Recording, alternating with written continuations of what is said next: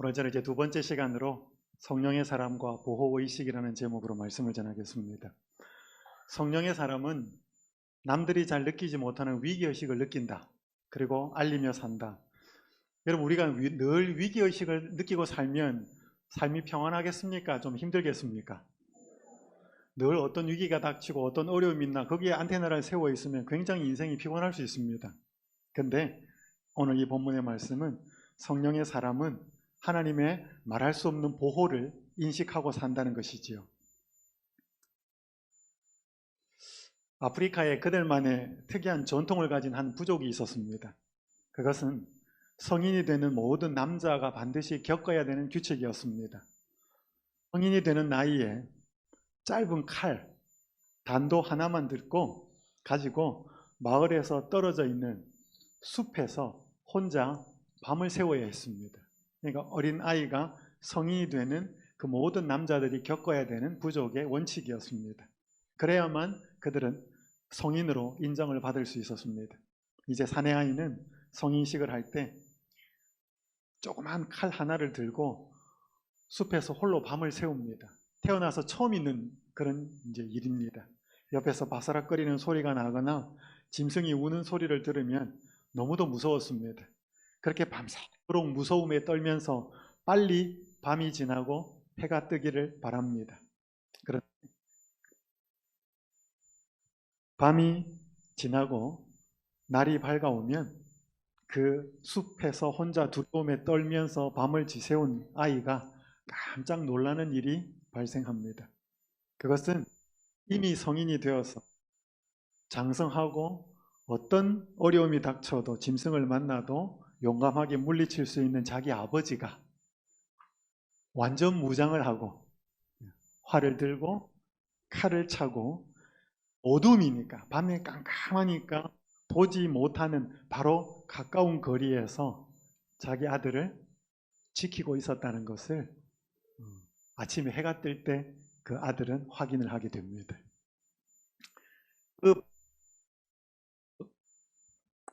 그 깜깜한 밤에 자기가 혼자라고 느낄 때 제가 잘못된 것 같습니다. 그 깜깜한 밤에 자기가 혼자라고 느낄 때 그 아이는 혼자가 아니었다는 것입니다. 단지 밤이었기 때문에 아버지가 함께 한다는 것을 몰랐던 상황이었습니다. 여러분, 이게 영적으로도 우리에게 마찬가지입니다.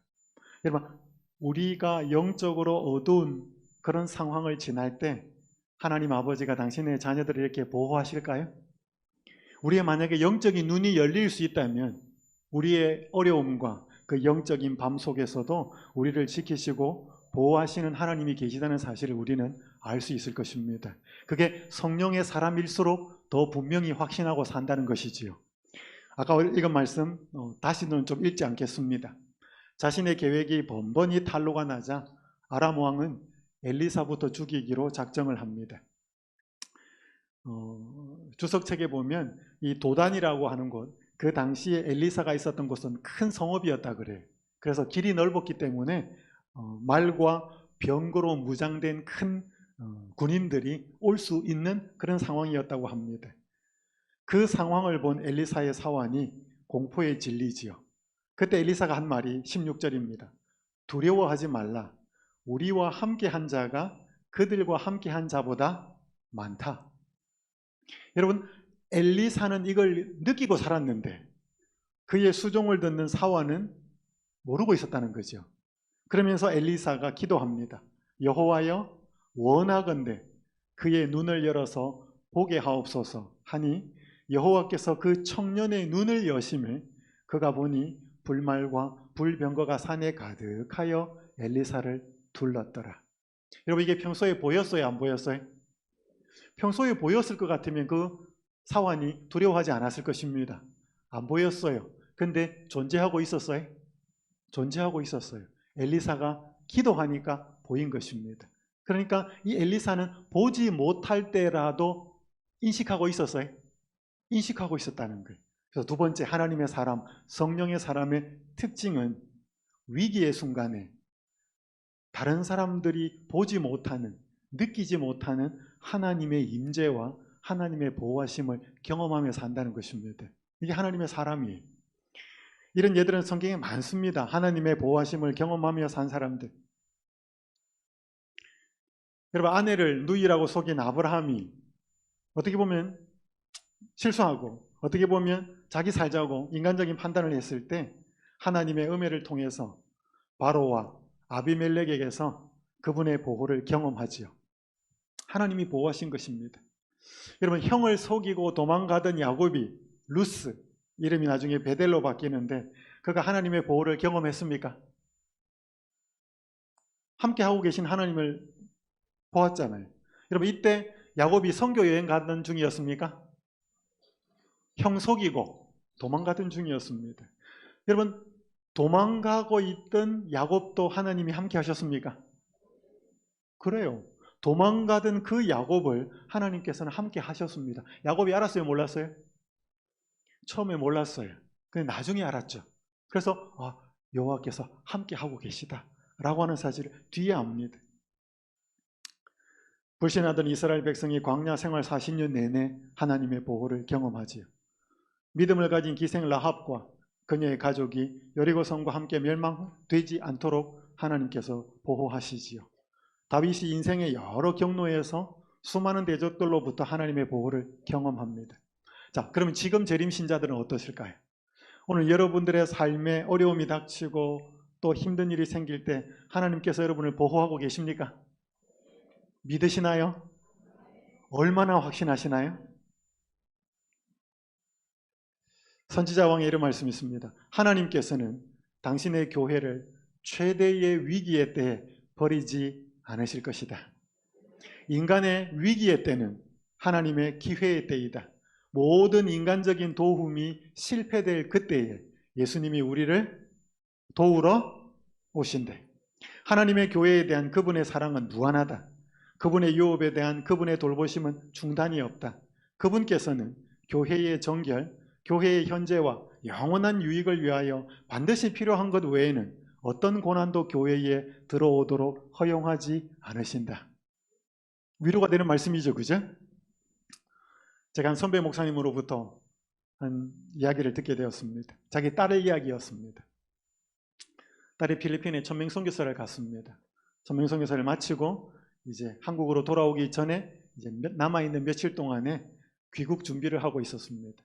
동료 파트너와 함께 시내에 물건을 좀 사러 갔다 그래요. 그래서 물건을 사러 가서 건널목을 건너는데 저쪽에서 큰 트럭 하나가 미처 보지를 못하고 속도가 붙은 그 트럭이 두 아가씨, 한국 그 목사님 딸과 그 필리핀 출신의 선교사 그 자매를 치고 나가버렸습니다.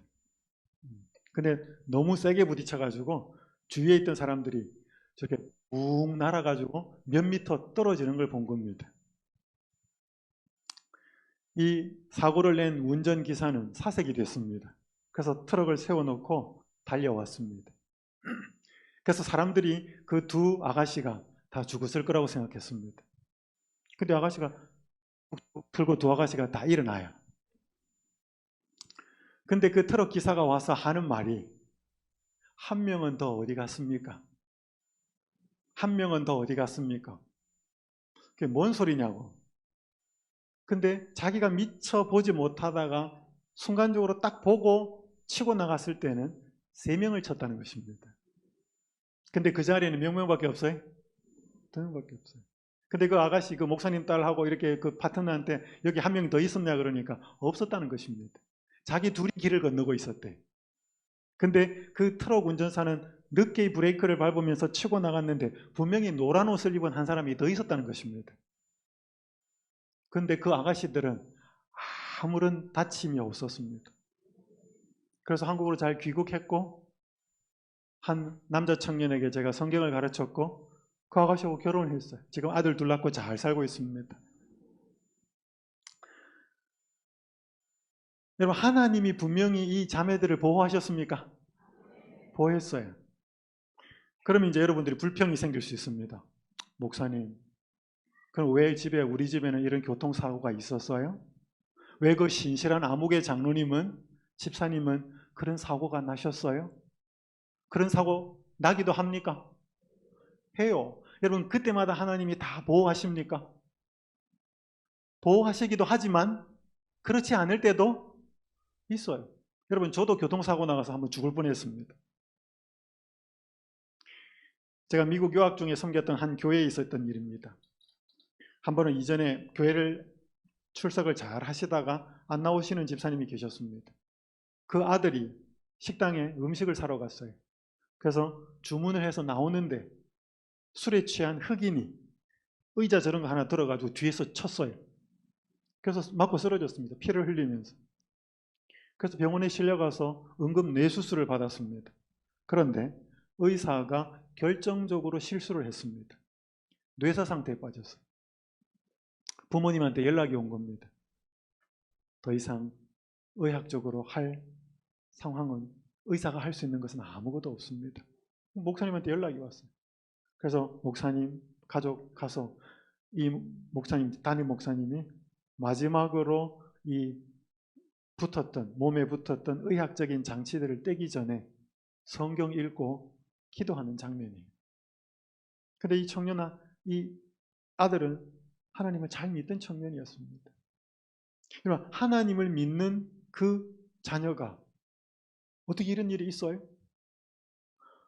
음식 사러 갔는데 술에 취한 흑인이 머리를 그렇게 의자로 내리친 일도 흔한 일은 아닌데 병원에 실려가서 수술만 잘 받았으면 퇴원할 수 있었는데 의사가 결정적인 실수를 해서 뇌사 상태에 빠진 거예요. 그러니까 두 사건이 잘 안 일어나는 두 사건이 연거푸 일어난 거예요. 그래서 결국 세상을 떠났어요. 여러분, 이런 일도 생겨요? 생겨요. 여러분, 이때 그러면 하나님은 보호하지 않으셨나요? 아까 같이 그런 사건 같은 경우는 분명히 하나님이 보호하시고 인도하시고 역사하셨다고 간증할 수 있는데 이런 경우는 어떻게 말할 수 있을까요? 자, 여러분, 오늘 제가 이 한 말씀을 드릴 테니까 잘 좀 기억하셔요. 여기 산상보훈 71페이지에 있는 말씀입니다. 한 아버지의 임재가 그리스도를 두르고 있었으므로, 그러니까 예수 그리스도의 삶에, 공생애의 삶에 하나님 아버지의 임재가 그분을 두르고 있었다는 것입니다. 무한한 사랑이 세상의 축복을 위하여 허락하는 것 외에는 아무것도 그분께 닥치지 않았다. 예수님께. 여기에 그분의 위로의 근원이 있었으며 이것은 우리를 위한 것이래. 그리스도의 영으로 감동되는 사람은 그리스도 안에 거하게 된다. 잘 기억하셔요. 그리스도의 영이 뭐예요? 성령이잖아요. 성령으로 감동되는 사람은 어디 안에 거하게 된다? 그리스도 안에 거하게 된다. 믿으시죠? 자, 그럴 때 이 사람을 겨냥하는 강타는 외부에서 치는 거예요. 이게 맞는 게 강타예요. 이 사람을 겨냥한 강타는 그를 당신의 임재로 두르고 있는 구주께로 떨어지게 된다. 우리가 성령으로 감동이 되면 그리스도 안에 있잖아요. 여러분, 그리스도 안에 있단 말이 뭐예요? 여러분이 지금 여러분 같잖아요. 호남 36 중고등학교 강당 안에 있죠. 지금 강당 안에 있잖아요. 그럼 바깥에서 돌멩이가 날아오거나 비바람이 치면 우리가 강당 안에 있으면 제일 먼저 돌멩이나 비바람은 어디가 막죠?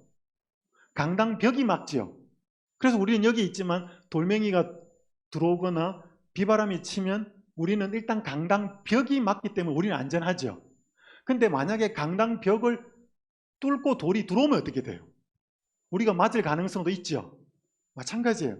우리가 성령으로 감동이 되면 그리스도 안에 있는데 이 사람을 겨냥한 강타는 그를 당신의 임재로 두르고 있는 구주께로 떨어지게 된다. 맞죠? 우리가 그리스도 안에 있으면 우리를 향하여 뭔가 시련이 닥치거나 강력한 타격이 올 때 누구에게 먼저 떨어지는 거예요? 예수님에게 먼저 떨어진다, 그죠? 그게 우리가 예수님 안에 있다는 뜻이니까. 자, 그러면 그에게 닥치는 것은 무엇이나 그리스도를 통하여 오게 된다. 여러분, 우리가 그리스도 안에 있는데 우리를 시험하고 우리를 힘들게 하는 외부적인 강타나 시련이 오면 1차적으로 누구한테 떨어진다고요? 예수님한테 떨어집니다. 맞습니까? 그게 그리스도 안에 있는 거니까. 자, 그러면 그리스도가 막으면, 그리스도는 강력한 분인데 우리에게 들어오는 모든 시련을 그분이 다 막아줄 수 있습니까? 있어요. 그분이 원하시면. 그죠? 그분은 강하니까. 우리가 그 안에 있으면. 근데 우리한테도 떨어져요? 여러분, 시련이 믿는 자한테도 이르러 와요? 와요. 자, 그러면 그건 누구를 뚫고 온 거예요? 그죠? 내가 그리스도 안에 있는데 나한테 시련이 닥쳤으면 적어도 누구를 뚫고 온 거다? 예수님을 뚫고 온 거다. 적어도 우리가 호남 삼육 중고등학교 강당에 있는데 바깥에서 큰 돌멩이가 뭔가 날아와가지고 들어왔다 그러면 벽 뚫고 들어오든지 유리창이 열린 상태로 들어오든지 어떻게든 들어온 것입니다. 자, 그러면 여러분, 그리스도를 뚫고 들어올 수 있어요, 없어요? 그분이 뭐 한 거예요, 그러니까? 허락한 거죠. 그분은 그냥 그분을 뚫고 들어올 수는 없습니다. 그분이 막아줄 수 있으니까, 다 막아줄 수 있으니까. 근데 우리한테 때때로 들어오거든요. 믿는 사람에게도 아픔이 일어나고 가족에게 문제가 생기기도 하고, 아니 보고 가신다는데 우리한테 들어오기도 해요. 자, 들어온다면 그분이 뭐 한 거라고요? 허락했다는 거예요. 그래야만 들어오니까 그 말입니다. 그 다음 보세요. 그리스도께서 그의 방벽이 되심으로 그는 악을 대항할 필요가 없다. 주님께서 허락하시는 것 외에는 아무것도 그를 건드릴 것이 없다. 그리고 주께서 허락하시는 것은 모든 것이 합력하여 선을 이루게 된다. 여러분 잘 기억하셔요, 이 말씀. 자, 우리가 그리스도 안에 있으면 안전한데 우리를 향하는 강타가, 시련이, 고난이, 어려움이 1차적으로 누구한테 떨어진다? 예수님한테 떨어진다. 그럼 예수님이 다 막아주면 되지. 근데 막아줄 때도 분명히 계시지만 허락할 때도 있다. 그렇게 허락할 때는 반드시 합력하여 선을 이루고자 하는 목적이 있다. 기억하셔야 됩니다. 어린 딸을 두고 5개월 된 아들을 둔 한 여인이 있었습니다. 남편은 분명히 재림신앙을 어릴 때 그 시부모님도 했는데 지금은 시부모님도 교회 안 나오고 남편도 교회 안 나오는 거의 무신론자인데 이 아내는 결혼 생활이 행복하지 않았습니다. 남편은 술을 먹고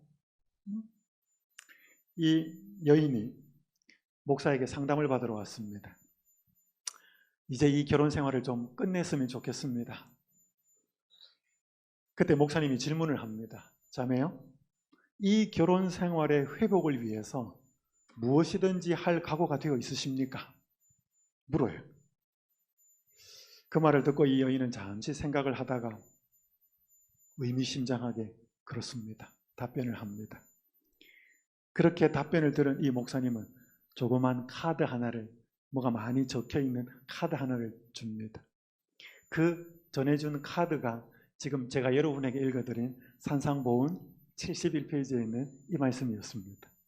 이걸 주면서 이 말씀을 결혼 생활을 끝내고 싶을 때 내 인생에 닥친 시련이 너무 크고 하나님이 원망스러울 때 자꾸 이 말씀을 읽으라 그러겠습니다. 그리고 이 말씀대로 기도를 하라 그랬습니다. 내가 성령의 사람이 되어서 하나님의 안에 거하면 나를 향한 어떤 시련과 어려움도 누구한테 먼저 떨어진다? 예수님한테 먼저 떨어진다. 근데 혹 통과가 됐다면, 나한테 시련과 어려움이 닥쳤다면 예수님이 뭐 한 것이다? 허락한 것이다. 허락할 때는 반드시 내 인생을 위해서 또 더 큰 목적을 위해서 합력하여 선을 이루고자 하는 목적이 있을 것이다. 이거를 믿고 기도하라 그랬습니다. 이제 이 여인은 그 목사님이 준 이 산상보훈 71페이지에 있는 말씀 갖고 왔어요. 갖고 와가지고 열심히 읽어놓고 이게 정말 그럴까? 긴가민가 하기도 하고 확신이 없어요. 그래도 기도하기 시작합니다. 왜? 이 결혼 생활을 회복시키고 싶으니까. 그러면서 열심히 말씀을 읽고 기도를 합니다. 내 상황에서 비참하고 힘든 일이 일어날지라도 이건 예수님이 뭔가 특별한 목적을 위해서 허락하신 걸 거야.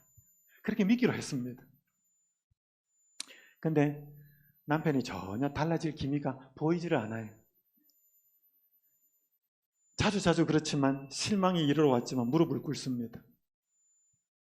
그런데 몇 개월을 계속 이 말씀을 읽고 계속 살펴보는데 상황이 달라지기 시작합니다. 남편이 술을 좀 덜 먹기 시작해요. 그 남편이 술을 끊었습니다. 늘 직장에 갔다가 그만두고 나오고 또 다른 직장 찾고 그랬는데 한 직장을 계속 다녀요. 가족에게 관심을 갖기 시작하고 아이들 돌보기도 하고, 전에는 손도 까딱 안 했는데 아내를 도와주고, 또 퇴근하고 오면 아내와 대화도 하고 시간도 보내주고, 남편이 굉장히 많이 달라졌어요. 이 아내가 행복했습니다. 우와, 이거 하나님 도와주시는가 보다. 그런데 어느 저녁이 되었을 때 이제 남편과 사이가 많이 좋아졌어요. 시어머니가 계셔가지고 시어머니한테 이제 한 6개월이 지난 다음에 어린 아들이 11개월이 되었을 때 아들을 맡기고 한 밤에 남편과 데이트를 나갔습니다. 남편과 자전거를 타러 갔어요. 그래서 시어머니가 아기를 재웠는데 아기를 재우고 시어머니도 잠이 들었어요. 근데 이 애가 혼자 깼어요. 깼는데 식탁 위에, 테이블 위에, 낮은 테이블 위에 할머니가 먹는 약이 있었습니다. 근데 그 약을 먹고 뚜껑을 안 닫아놨어요. 그 뚜껑을 안 닫아놓고 테이블 위에 올려놓고 아기를 재우다가 자기도 잠들어 버렸어요. 근데 아기가 깨버렸어요. 할머니 자고 있고. 그래서 뭔가 더듬더듬 하다가 약병이 쏟아졌고 11개월이니까 눈에 보이는 건 다 집어넣는 거예요. 그냥 약을 다 집어넣었어요. 그래서 애가 완전히 쓰러집니다. 근데 할머니는 모르고 자고 있었어요. 할머니가 깼어요. 깼는데 애가 숨을 안 쉬는 거예요. 너무 당황해가지고 119, 911을 부르기도 하면서 막 벌벌 떨고 있을 때 며느리하고 아들이 들어와요. 데이트 잘하고 1시간 동안 자전거 열심히 타고 데이트하고 왔는데 아들이 그렇게 된 거예요. 전화하고 아들을 들쳤고 병원에 쫓아가는데 아들은 병원에서 죽어요. 이 여인이 남편하고 그렇게 사이 안 좋아서 목사님에게 그 상담받으러 가서 그 말씀 하나 받고 와서 열심히 읽으면서 내 인생이 달라지는 것처럼 보였는데 이건 또 뭐냐는 거지. 하나님을 향하여 원망을 합니다. 하나님, 내 아들이 그 약 틀어 먹을 때 하나님 어디 계셨습니까? 그리고 내 아들 그렇게 사경을 헤맬 때 하나님 도대체 어디에 계셨습니까? 이것도 하나님이 허락하신 겁니까? 이 질문을 하는데 하나님이 허락하셨다라는 답이 안 나와요. 막 너무 고민합니다. 남편은 화해 되었다가 아들이 그렇게 죽으니까 집을 나가버렸어요. 그러니까 고스란히 아들 잃고 그 모든 어려움을, 시련을 혼자 감당하는 거예요. 교인들이 여러 명 찾아오고 목사님들이 자주 방문을 와도 만나기 싫은 거예요. 도대체 이때 하나님은 뭐 하셨습니까? 한 번은 교인들이 또 찾아옵니다. 그래서 안 만나려고 그러다가 교인들을 만나기 위해서 문을 열어주러 나가려고 그러는데 하나님의 음성이 들려요. 뭐라고 들리는가 하면 너에게 일어나는 모든 일이 나의 손에서 나온 것이라고 믿기로 내게 약속하지 않았느냐. 무슨 일이 일어나도 너가 그리스도 안에 있다면 너에게 닥치는 시련은 그분한테 떨어지는데 너에게 들어왔다 그러면 그분이 뭐 한 것이다? 허락한 것이다. 너 이거 믿기로 했잖냐? 이 소리가 들리는데 기도를 합니다. 하나님, 네, 제가 믿기로 했지요. 주님, 제가 그렇게 약속했었습니다. 용서해 주십시오. 저는 이해할 수 없습니다. 이 상처가 너무 큽니다. 하지만 우리 아들이 죽은 일도 하나님께 맡기겠습니다. 일이 벌어졌을 때 하나님은 거기 계셨고 무한한 지혜로 이것도 허락하셨음을 믿기로 선택합니다. 여러분, 믿겨지는 게 아니에요. 내 이성으로는 안 믿기는데 아까 그 주신 정언의 말씀에는 뭐예요? 떨어지면 그분한테 먼저 떨어지는데 들어오면 그분이 뭔가 합력하여 선을 이룰 목적이 있다고 했기 때문에 그걸 믿기로 억지로 선택한 거지 마음속에서부터 믿어지는 건 아니었습니다. 그러면서 굉장히 몸부림을 칩니다. 3주가 흘렀어요. 가출을 했던 남편이 들어옵니다. 들어와서 아내에게 진심을 다하여 사과를 합니다. 이 어렵고 힘든 일이 있었을 때 당신 곁에 있어주지 못해서 미안합니다. 나도 견딜 수가 없었습니다. 그런데 내가 이 3주 동안 굉장히 방황하면서 다니면서 당신이 이 상황 속에서도 하나님과 몸부림치는 것을 보면서 하나님이 내가 누군지 내가 다시 알아보고 싶은 마음이 생겨서 들어왔다고. 그래서 내가 당신이 믿는 하나님, 내가 다시 한번 알고 싶노라고 그렇게 말을 하기 시작했어요. 그렇게 남편과 대화를 하고 있는데 시부모가 찾아왔어요. 그 시부모는 완전히 죄인이지, 이제 시어머니는. 자기 때문에 아들이, 손자가 그렇게 됐으니까. 그러면서 솔직하게 고백을 합니다. 나는 옛날부터 제7일 안식일 예수재림교회 다녔대. 근데 지금은 그 신앙에 정말 재미도 없고 하나님이 계신지도 모르겠고 떠났대. 그리고 이 아들, 어릴 땐 교회를 다녔지만 나는 이 아들을 잘 신앙인으로 성장시켜주지 못했대. 그런데 너가 우리 집에 시집 와서 예수님을 믿고 말씀대로 살려고 몸부림치는 것을 보면서 나는 다시 나를 돌아보게 되었대. 너가 믿는 하나님, 내가 이전에 잃어버린 그 하나님, 내가 다시 한번 알아보고 싶다. 다시 한번 예수님이 계시다면 만나고 싶다. 이제 이 여인은 이해가 안 되는데 하나님, 이걸 하시기 위해서, 이 목적을 위해서 제 아들이 그렇게 된 겁니까? 이제 이게 궁금해지기 시작한 거예요. 근데 하나님은 답이 없어요. 하나님은 답이 없는데 어쨌든 간에 그녀가 힘들다가 한번 쫙 올라가가지고 다시 변화되어서 잘 사는 것처럼 가다가 이게 한 번 또 확 나락으로 떨어지는 거예요. 여기에서 뭔가 일어나고 생활하고 이루어지는 모습을 보니까 전혀 자기가 상상할 수 없는 일들이 벌어지고 있는 것입니다. 그러면서 이 그녀의 이야기는 끝나요. 제가 책에서 읽은 이야기입니다. 사랑하는 여러분, 우리가 이 땅에 살면서 어떤 어려움과 시련이 일어나는 모든 것들을 다 확인하고 살 수는 없어요. 자초지정, 이래서 이 일이 생기고 저래서 저 문제가 생기고. 여러분, 만약에 그렇게 살 것 같으면 믿음이 뭐가 필요하겠습니까? 다 알고 사실을 확인하고 산다면 믿음 필요 있어요, 없어요? 없어요. 믿음은 사실이 확인이 안 되기 때문에 믿음이 필요한 거예요. 자, 여러분, 여기 복음교역자 58장에 보면 하나님이 일꾼을, 하나님의 백성을 훈련시키는 방법이 몇 가지 나옵니다. 제가 몇 가지 읽어드릴게요. 여러분 강목에도 있습니다. 자, 첫 번째 빨간 것만 읽어보겠습니다. 시작. 하나님이 일꾼을 훈련하는 방법 중에 하나가 좋아하지 않는 일을 맡겨요. 혹 어떤 때에는 그들이 택하기를 좋아하지 않는 임무를 그들에게 맡기실 것이다. 그러나 그들이 즐겨 하나님의 지도하심을 따르면 복종과 남을 돕는 정신으로서 그 의무를 이행할 수 있도록 그들에게 은혜와 힘을 주실 것이다.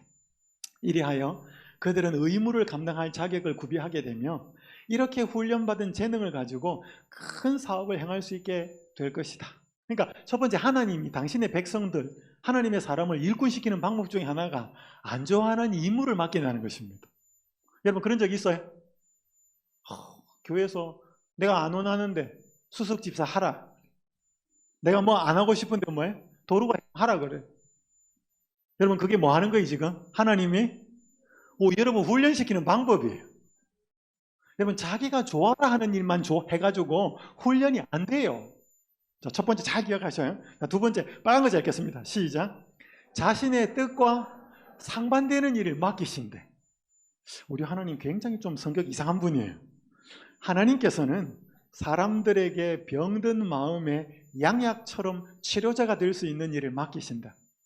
이와 같이 하나님께서는 그들로 자기의 뜻대로 하려는 이기적인 욕망을 없이 하도록 인도하시는데 만일 이러한 욕망을 만족시키면 하나님께서 맡기신 일을 할 수 없게 될 것이다. 그러나 만일 그들이 그 시키시는 직무를 받아 행하면 그 병든 마음이 고쳐질 것이다. 그렇지 아니하고 이를 거절하면 자기 자신과 다른 사람들과 더불어 항상 분쟁하는 일이 남아있게 될 것이다. 그러니까 여러분들이 요건 아까 위에는 좋아할 수도 있고 좋아하지 않을 수도 있는데 그런 거 맡긴다 그러는데 두 번째는 뭐예요? 내 생각하고 내 뜻하고 정반대되는 일 시키는 거예요. 하고 싶어요, 안 하고 싶어요? 여러분, 이렇게 하고 싶지 않고 자신의 뜻과 정반대되는 일을 맡기면 그걸 통해서 하나님이 우리의 마음에 병든 마음을 치료하신대요.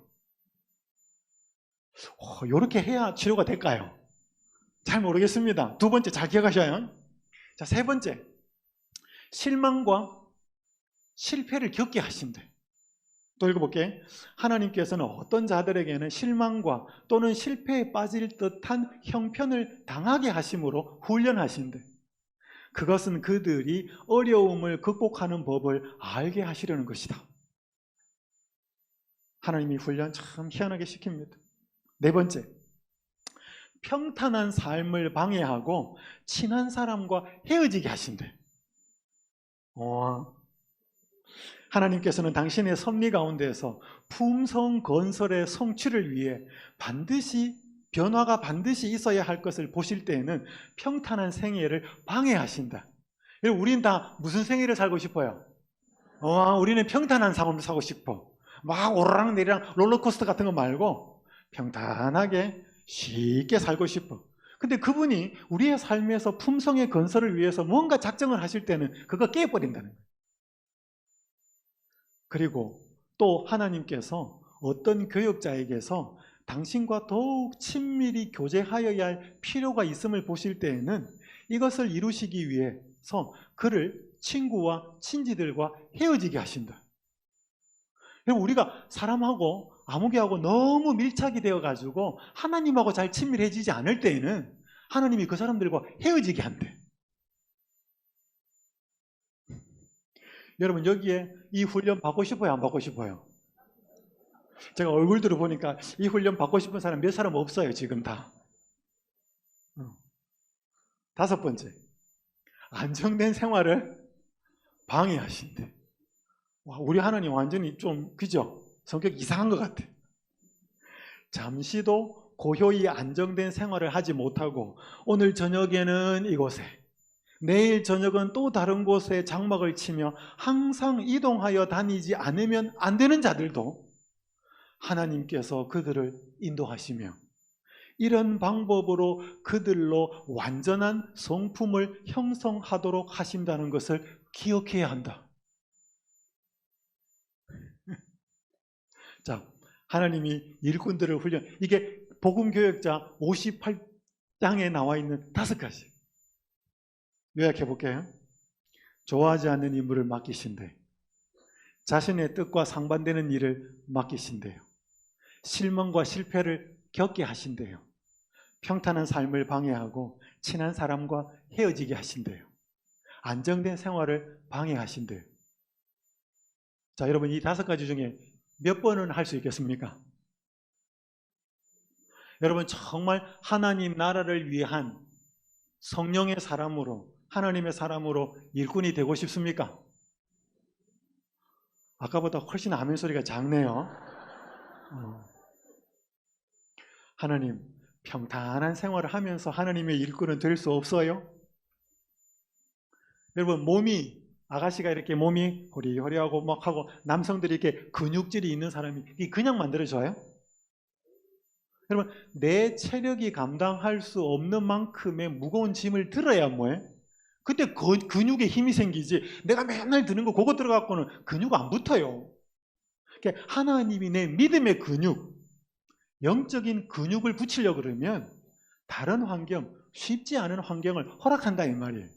근데 그 허락할 때는 반드시 그분에게 먼저 도착하고 그분이 허락할 때는 합력하여 선을 이루는 목적으로 그렇게 하신다. 믿으십니까? 믿는 자에게 복이 있을 것입니다. 한번 읽어볼까요? 잠언 17장 3절. 도가니는 시작. 도가니는 은을, 풀무는 금을 연단하거니와 여호와는 마음을 연단하시니라. 여러분, 여호와는 뭐 하시는 분이에요? 우리 마음을 연단하시는 분이에요. 단단하게, 튼튼하게. 여러분, 여기 우리 재림교회 신자로서 신앙생활 하는 분들이니까 마음이 연단이 되어서 든든하고 튼튼한 것 같아요? 픽픽 쓰러지는 약한 것 같아요? 여러분 어떠셔요? 다른 사람 보지 말고 자기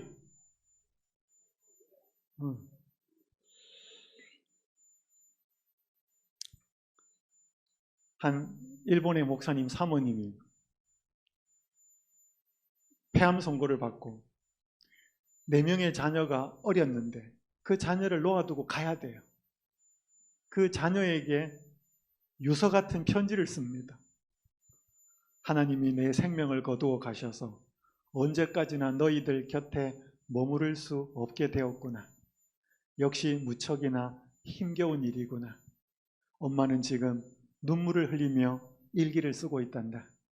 그러나 하나님을 원망하는 마음은 조금도 없단다. 엄마는 울고 있지만 불평하지는 않는데 너희들이 가엾기는 하지만 나 자신을 연민하지는 않는데 그러니 부탁한다. 하나님을 원망하지 말거라. 설사 약간은 원망했다 하더라도 거기서 그치거라. 시편에 되풀이해서 언급하고 있는 것처럼 비록 그때 당시에는 알 수 없지만 하나님은 모든 일을 사랑으로 하신다는 것을 신뢰하기를 바란다. 이 하라사키 모모코라고 하는 젊은 사모예요. 남편이 목사예요. 자녀를 4명을 낳고 목회를 열심히 잘하는데 폐암 말기였습니다. 그래서 이제 그 자녀를 남겨두고 가야 돼. 그래서 이 편지를 쓸 때 울면서 씁니다. 하지만 내가 울면서 쓸고 너희와 더 가까이 오래 있지 못하지만 누구를 원망하지는 않는데 하나님 원망하지 않는데 너희들도 원망하지 마라. 혹 원망을 좀 한다 하더라도 조금만 하고 거기서 끝이래. 왜냐하면 다 알 수는 없지만 당시에는 다 알 수는 없는데 하나님은 모든 일을 뭘로 하신다? 사랑으로 하신다. 여러분 제가 목회하면서요 많은 힘든 일 만난 사람 참 많이 만났습니다. 근데요 신앙이 좋은 분 치고 인생이 고속도로처럼 평탄하게 살아오신 분들 중에 믿음 좋은 분 한 사람도 못 봤어요. 여러분 근데 시련이 많다고 해서 믿음이 반드시 비례하는 건 또 아니에요. 시련이 많은 사람 중에서요 악이 받쳐가지고 그냥 막 상처가 많고 거친 사람도 꽤 많이 만났어요. 근데 그 시련과 고난 중에서 몸부림치면서 하나님 붙드는 사람들은 다 믿음이 신실해요. 제가 그걸 봤어요. 제가 암 환자들 많이 만났거든요. 여러분 제가 한번 집회를 갔어요.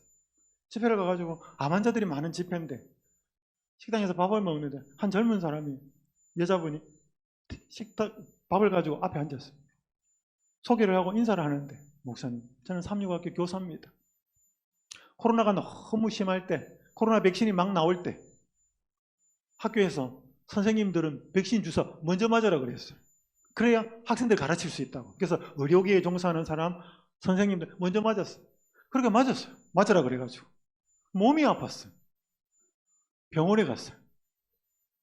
백혈병이래. 여러분 자기는 건강했대요. 근데 코로나 백신 주사 맞고 아프기 시작해가지고 병원 갔는데 백신 그거로 맞고 나서 후유증이 백혈병이. 그리고 그 집회로 온 거예요. 그리고 저 앞에 앉아가 저한테 물어요. 목사님, 저한테 왜 이런 일이 일어났을까요? 여러분 제가 알아요? 참 그때는 목사가 참 말이 굉장히 궁합니다. 뭔 말을 해주겠어요? 그 앞에. 여러분 여기 보셔요. 내 마음에 온유함이 있다면 그것은 가슴이 찢어지는 경험에서 온 것이다. 내 영혼을 통해 가치 있는 것이 흐르고 있다면 그것은 사막에서 온 것이다. 내 지성에 신뢰할 만한 것이 있다면 그것은 의심의 모루에서 재련된 것이다. 내 행동이 활력 있게 보인다면 그것은 우매함과 연약함에서 온 것이다. 나의 관계에 어떤 깊이가 있다면 그것은 상처를 통해 온 것이다. 여러분 여기 깊은 신앙의 경험, 온유 뭐 이런 것도 다 좋은 거잖아요. 근데 이게 저절로 안 온다는 거예요. 이 제임스 에머리 화이트가 쓴 이 책 제목이 뭐냐면 제목이 재밌어요. 이해할 수 없는 하나님 사랑하기. 여러분 하나님이 이해가 돼요 안 돼요? 여러분 풀 한 포기 벌레 한 마리가 왜 그렇게 자라고 그 생태가 있는지 알아요 몰라요? 우리 머리로 풀 한 포기 동물 하나가 왜 그런 생태계를 유지하는지 몰라요. 그런데 그걸 창조하신 하나님은 우리가 어떻게 알아요? 우리는 이해할 수 없는 건 많아요. 그런데 그 하나님은 어떤 하나님인가? 모든 것을 사랑으로, 은혜로 합력하여 선을 이루도록 하신다는 사실을 우리가 잊어버리면 안 된다는 것입니다. 그래서 어떤 사람들은 내 인생에 평탄하게 하나님 보호하셨다. 어려움이 닥치면 하나님 안 보호하셨다. 이렇게 왔다 갔다 냉탕 온탕을 오가서는 안 된다는 것입니다. 여기 제가 오늘 이제 시간이 다 됐기 때문에 지금 오늘 마무리해야 되겠습니다.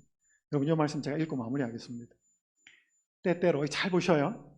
때때로 우리를 위한 하나님의 계획이 이루어지기 위하여 우리의 계획은 뭐 한다?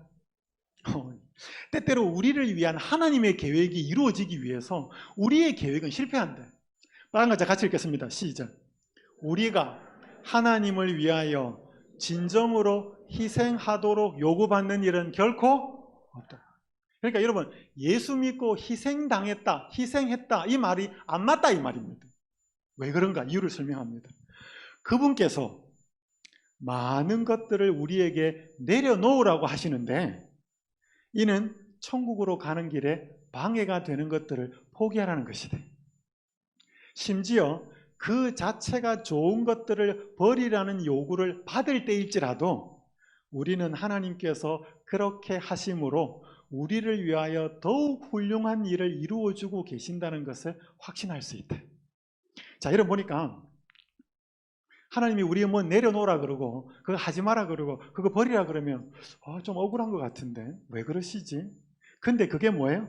천국으로 가는 뭐가 된다기 때문에 방해가 되기 때문에. 제가 한 이야기 드리고 마칠게요. 저는 공대를 나왔습니다. 제가 대학을 다닐 때 한 친구가 있었는데 이 친구는 학교 다니면서 연애를 해서 CC 건축공학과를 다니는데 그 친구는 학과에 있는 한 아가씨랑 사귀었어요. 근데 그 아가씨, 여자친구 아버지가 그 과의 교수였습니다. 건축학과 교수. 잘 보였어요. 잘 봤어요. 그래서 그 친구가 졸업을 하고 동경대학에 유학을 갔습니다. 그 장인이 도와줘가지고. 그래서 공부 마치고 돌아와서 교수가 됐어요. 우리 친구들끼리 만나서 이야기할 때 다 하나같이 하는 이야기가 뭐예요? 참, 장가 잘 갔다. 네가 제일 출세했다 지금. 그렇게 우리 친구들 만날 때마다 그랬어요. 근데요, 제가 서울에서 목회를 하고 있을 때 연락이 왔어요. 아산병원이다. 갔어요. 암 수술을 앞두고 병원에서 연락이 온 거예요. 근데 여러분 암 수술을 받으려고 그러면 적어도 보호자가 있어야 될 거 아니에요. 그 큰 수술을 받는데 아무도 옆에 없어요. 제가 친구한테 물었습니다. 야, 근데 이 수술 이렇게 크게 받는데 너 옆에 왜 보호자가 아무도 없냐? 그러면서 주저주저 하면서 나 3년 전에 이혼했다. 그때 정말 스트레스 많이 받았다. 이게 암의 원인인지는 잘 모르겠다. 그래서 수술을 받았어요. 제가 책을 한 권 주고 기도를 하고 왔습니다. 시간이 좀 흘러서 세상을 떠났어요. 죽었어요. 제 친구 중에 제일 먼저 세상 떠난 친구예요. 친구들이 다 모였어요. 장례식장에. 그 친구들이 모여서 하나같이 하는 말이 뭔지 아셔요? 얘 장가 잘못 갔다. 전에는 뭐라 그랬는데? 얘가 장가 제일 잘 갔는데. 근데 그 친구하고 그렇게 이혼하고 나가지고 우리보다 제일 먼저 세상 떠날 때 친구들이 모여서 이구동성으로 하는 말, 얘 장가 잘못 갔다. 여러분, 우리 친구들이, 하나님 안 믿는 친구들이, 제 친구들이 장가 잘 갔다, 장가 못 갔다 기준이 뭐예요? 교수 빨리 되고 다른 또래보다 성공했으면 그게 처가댁 때문에 도움을 받았으니까 장가 잘 갔다. 근데 그 아내하고 자꾸 싸워가지고 병 생기고 암 생기고 먼저 죽었다. 장가 잘못 갔다. 여러분, 이 세상에서 잘하고 못하고 성공하고 실패하는 그 기준이 뭐냐는 거예요. 내 눈앞에 화려한 일, 좋은 일, 인생에 어려움 없이 이루어지면 그건 우린 좋은 일. 그게 영원한 생명하고 어떻게 상관있는지 상관없이. 여러분, 제 아들이 초등학교 다닐 때 어느 날 친구 집 갔다 와가지고 입이 딱 부러졌어요. 아빠, 우와, 내 친구 집이 90평이래. 나도 우와 그런 집이 있냐. 아빠 그 친구 정말 잘 살아. 그때 저희 집이 15평이었습니다. 그 친구 제 아들 보고 그 집 너무 잘 살아. 제가 아들한테 뭔가 좀 가르쳐 줄 필요가 있겠습니다. 아들 너 이야기 들어보니까 그 친구 굉장히 잘 사는 것 같네요. 우리 집은 이렇게. 근데 아들아 그 친구 너 이야기를 들어보니까 돈이 많은 것 같아. 근데 잘 사는 건다고는 말할 수 없는 것 같아. 왜냐하면 돈이 많아도 잘 못 사는 사람이 있거든. 근데 돈이 없어도 잘 사는 사람이 있거든. 아빠처럼. 자, 여러분 봐봐요. 돈 많은 사람이 잘 사는 사람이 있죠? 있어요. 근데 돈 많은 사람이 늘 마음에 스트레스 받으면서 관계 안 좋아지면서 힘든 사람 있죠? 있어요. 돈 없는 사람이 못 사는 사람 있죠? 있어요. 돈 없는 사람이 잘 사는 사람도 있어요? 있어요. 그래서 여러분 정의를 바로 할 필요가 있습니다. 그 집에 돈이 많은 것은 잘 사는 게 아니고 돈 많은 거죠. 그 집에 돈이 없는 건 못 사는 게 아니고 경제적으로 풍족하지 않은 거죠. 여러분 잘 산다 못 산다 기준이 뭐예요?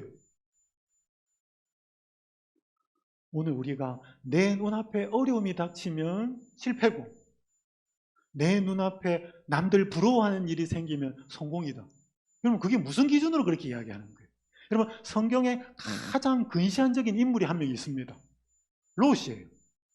여러분 롯이 자기 인생이 소돔 가서 살다가 아내는 소금기둥되고 자기 딸을 통해서 낳은, 여러분 그 자기 딸을 통해서 낳은 게 롯에서 낳은 게 아들이에요, 손자예요? 자기가 낳았으니까 뭐예요? 아들이야. 딸이 낳았으니까 누구예요?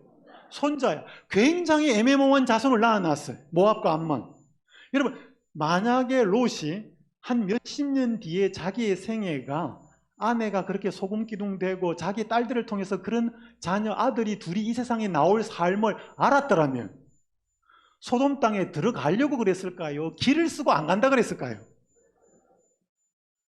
여러분 그래서 가장 근시안적인 인물이 롯이에요. 그러니까 여러분 이 세상에서 고난이다, 시련이다, 실패다, 성공이다 얼마만큼을 보고 하시는 거예요? 몇 년을 보고 하시는 것입니까? 여러분 적어도 우리는 뭐를 염두에 두셔야 하는가 하면 영원한 생명을 염두에 두셔야 됩니다. 영생의 관점으로 보셔서 실패인지 영생의 관점에서 볼 때 성공인지 그걸 보셔야 돼요. 오늘 하나님의 보호하심을 어느 기준으로 보냐 이 말이죠. 당장 눈앞에? 그럼 하나님이 인도하시지 않는 것 같아. 분명히 보호하시는 손길이 없는 것 같아. 자, 오늘 제가 이제 뒷부분은 못 드렸습니다. 성령의 사람이 되면 될수록 우리가 성령의 사람으로 살아가면 살아갈수록 이 보호하심을 느끼고 경험하게 됩니다. 우리 이 자리에 오신 분들께서 조금 더 넓게, 조금 더 믿음의 눈으로, 조금 더 우리를 영적으로 훈련하시고 하늘 가기에 적합한 백성으로 세우시려는 사랑의 하나님의 인도하심 속에서 우리의 보호를 볼 수 있기를 간절히 바랍니다.